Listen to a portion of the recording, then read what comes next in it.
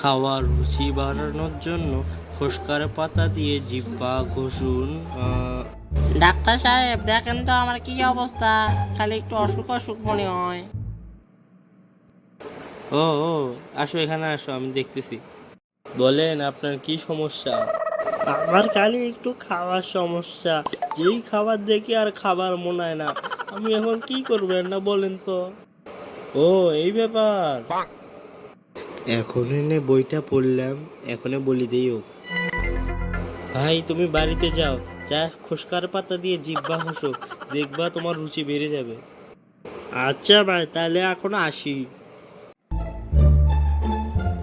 এ ভাই, তোমার দোকানের মধ্যে খোসকার পাতা আছে? আমি কতগুলো দোকান খুঁজলাম, এখন পাইলাম না। কেরা খোসকার পাতা আবার কেউ দোকানে খোঁজে? এই লোকটা তো দেখছি মূর্খ, এই কাছ থেকে কিছু মারি দেওয়ার লাগবে। আপনি খোসকার পাতা কিনবে যাচ্ছেন? আপনি কি জানেন খোসকার পাতার দাম কত? কে হ্যাঁ কত? 1 পিস 50 টাকা। খোসকার আড়াটা তো ঠিক আছে না? তাহলে দেও 2-3টা পাতা দেও। কে ভাই, তোমার কয়টা গরু আছে এতগুলো খোসকার পাতা নিয়ে যান? আরে ভাই, গরু কই থেকে আলো, খালি আবল তাবল।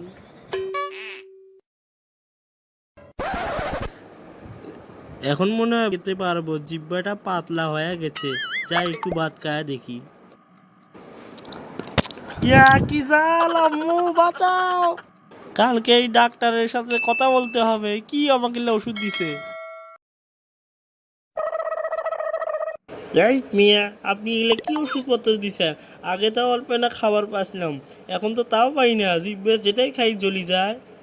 কেন, কি হয়েছে? আপনার দেওয়া খোসকা পাতা জিভে ঘষিয়ে তো আমার এই অবস্থা। কি? দাঁড়ান, আমি বইটা এখনো দেখতেছি। রুচি বাড়ানোর জন্য খোসকার পাতা দিয়ে জিহ্বা ঘষুন। উপরোক্ত উক্তিটি গরুর জন্য প্রযোজ্য। It's the motherfucking Eagle Double G. Snoop Dogg.